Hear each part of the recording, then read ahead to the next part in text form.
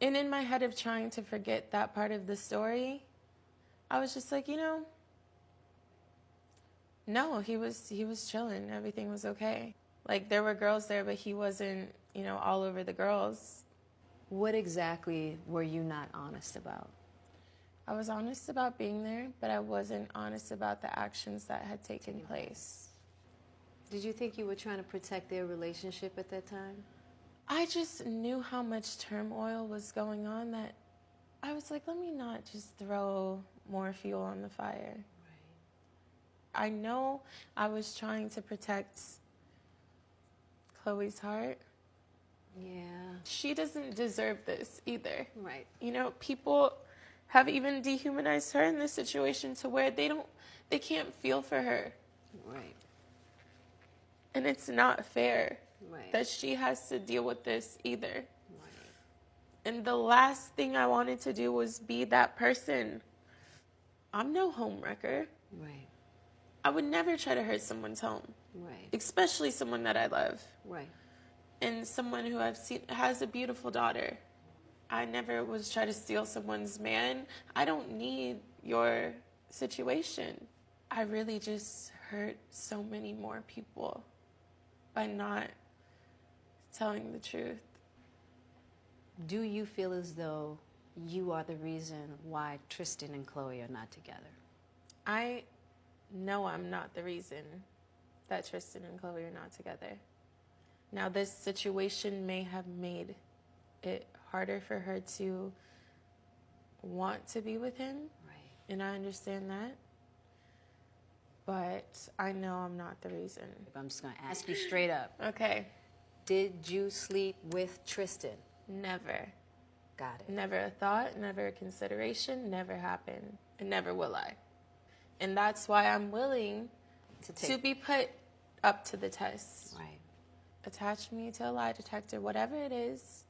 I need people to know the truth. And more importantly, I need the people involved to know the truth. Got it. Just to clarify, there has been no communication with Tristan, no relationship over time. You guys didn't have a relationship for a month prior to this? There's been no relationship. Okay. No communication, no plans on meeting up, no conversation, nothing. Okay. I've been around them for almost a decade. I'm here to protect. I'm never here to hurt anyone. And I think if that was the case, I wouldn't have been friends with these people for so long. Right. Now, I have to deal with my family and all the people I hurt. That family also has to deal with the hurt. Right. This story that didn't have to be what it was turned into the biggest scandal or betrayal of the year. Because I've seen what has been done to my life in only a week based on how the media circulates. Right. They don't put their focus on the real world problems. They're putting their focus on a young black woman who made a mistake. Yep. And not a mistake that's worth public crucifixion. It's a mistake that should have been dealt with internally. Well, you know what they say. Black women can be the most disregarded and disrespected creatures on the earth. Being a black woman in the game for so long as I've been, just seeing that without people even having heard your side and just not given the benefit of the doubt, it just always seems like it's so easy to just target black women, put everything on us, even if there's other people involved. So. And it took me to be here, getting here, to realize to feel that? it, because Yeah. I saw it, but Right. I never felt it. Right. I think that's one of the reasons why Uncle Will felt like it was important for him to hold you through this, because we all make mistakes, and that's not to justify anything that you've done. But it is to say that I really felt like you needed an opportunity to tell your story at least, and then people can decide whatever, What they want to believe. Whatever they But want I to haven't believe. been given the chance. Right. And this is what the world does. And this is when you just, when you can just get those arms around you. And the crazy thing is, the arms that I thought would be around me are nowhere to be found. Right. The first few days of this were definitely the hardest. I couldn't eat. I didn't eat for days. I couldn't look at my phone even. I would just try to sleep and hope that I would wake up and this wouldn't be true. Right. And every day it was a new headline. Every time you refresh the page, it's another person bullying me or wishing death upon me or telling me something like, your father deserved to die. Wow. I may have done something wrong, but whatever I did, I don't think I deserve this. Right. It's just, it's not fair. If I was a weak person, I would have hurt myself. It's even hard for me to say this because it's like, you know, everyone's safety is now, we can't leave the house. My brother can't go to work. Like, my sister can't go to school. She's 12 years old. My mom can't even go to the grocery store. I'm not here to play the victim. Right. I'm here to take responsibility. And when I was asked about what happened that night, I didn't tell the truth to the people that I loved. Not because of malicious intent, but because I was just scared. Each step, what would you have done differently? I would not have gone with those girls to an after party and just not allow myself to be in positions to where I also allow things to happen. And if I would have told the truth from the beginning, you know what? I was there, we were drunk, this happened. Yeah. Then I wouldn't be in this position today. I got caught up in the lifestyle Right. of who I thought I wanted to be. Right. Or just going with the flow of where life was taking me. Having to deal with losing my dad in such a crucial age of my life. Such a young age to where I think I know what I'm doing, but I have no idea what the hell I'm doing. You know, I've had to learn a lot about the power of telling the truth. Mm-hmm. Even in this stage of my life, you know, because truths get deeper and deeper, okay? You'll learn that as you go. We love to think we love to think that we're also super honest and that it's easy to tell the truth. But specifically when I was your age, I had no idea how to tell the truth or to even understand the power of telling the truth. I had to tell many lies. Because the truth is always better. Yeah, it's always better, but I had to tell many lies and get the consequence of telling lies to learn. You'd rather take the pain of telling the truth than having to take the pain of telling a lie and then take the pain of having to rehabilitate whatever that lie has created. Because the trust is already broken. The trust is broken. Have you talked to Kylie? I have. I told her I was coming to the table today. I think at this point it's gone too far. Right. And enough is enough. And when the safety of the people I love is in jeopardy, I have to speak. Right. Have you had an opportunity to talk to Chloe since then or have any kind of communication with her? I have spoken a little bit with her. I let her know that I'm willing to do whatever it takes for her peace of mind, not for my image, not for my career, because that's already something in its own. Yeah. This is now right for your peace of mind.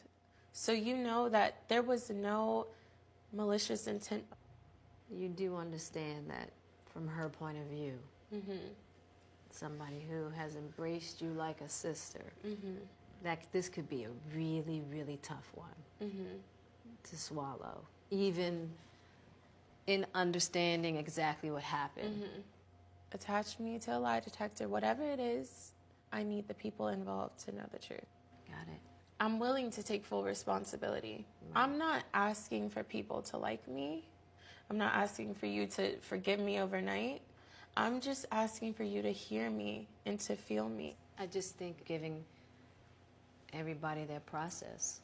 And that's what I've tried to do. It's and a I've lot tried of love. You got I've to tried share. to. I know, and you'll have to continue to. because it takes many attempts, and just allowing hurts to heal little by little in order for people to feel safe enough, to open enough to invite a repair.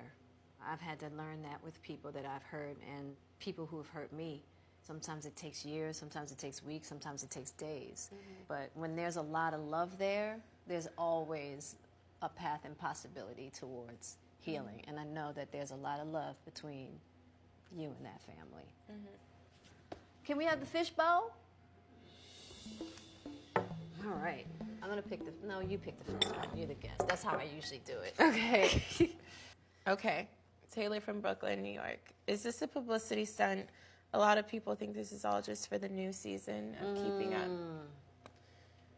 Unfortunately, Taylor, I wish I could say this was a publicity stunt, but it's my real life, and real people are hurting. It's been real. Right. It's been real. Let's see. Let me take one. Lauren from Texas. Did you apologize to Chloe? I did. Yeah.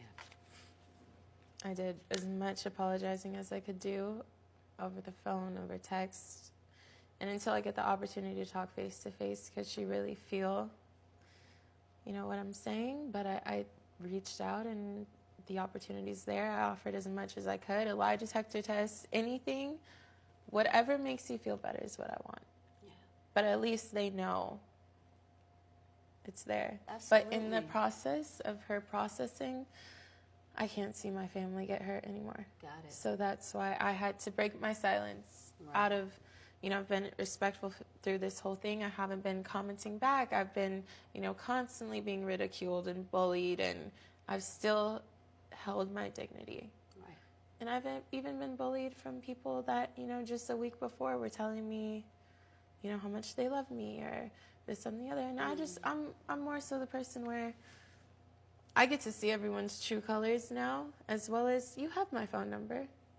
You could have called, you know, or texted me a mean text. But I guess if everything's social now, that's how people handle things. You know, I have to respect that too. But through that, I'm not going to be the person to clap back or to respond, out of respect for the fact that this is a real situation. Right. This is real life. It's not a game. Yeah. This is not a drill. This is not a drill, okay? Right. And I can tell you one thing. 90% of these people were not my friends. 90%, not right. 20. Right. 90. But yeah. This has been deeper than just coming here. It's because you're a family, and it's someone that, even if this was the truth, there was no judgment. Yeah. And you were willing to just, you know, talk to me. And that means the world to me. So I'm happy. I love you. I'm happy because now I feel like I'm free. Yeah. I love you. I love you. I'm proud of you. Thank you. All will be well. Real talk. Real talk. You really grew up in like the last 2 weeks. In a matter of minutes. Yeah. And to you guys, you know, to the RTT family specifically, I ask for compassion, and I ask that we raise this young lady up with love and kindness, help her heal, and she is learning and growing from this particular incident. And I just ask that we support her in that journey of growth, because that's what we do here at the RTT family, no?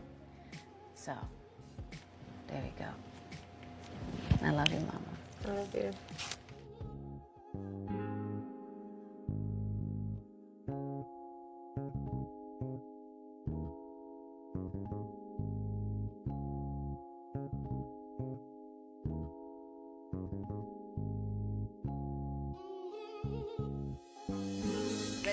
Ready to do this. This is a place where people can talk honestly. Why would you think somebody else knows how to make you happy? You don't know what makes you happy. I was dealing with drugs. It was a nightmare. once you say I want a divorce, you can't take it back. Yep. Why can't I help a victory for black people? Because Right. I'm white. That's real talk.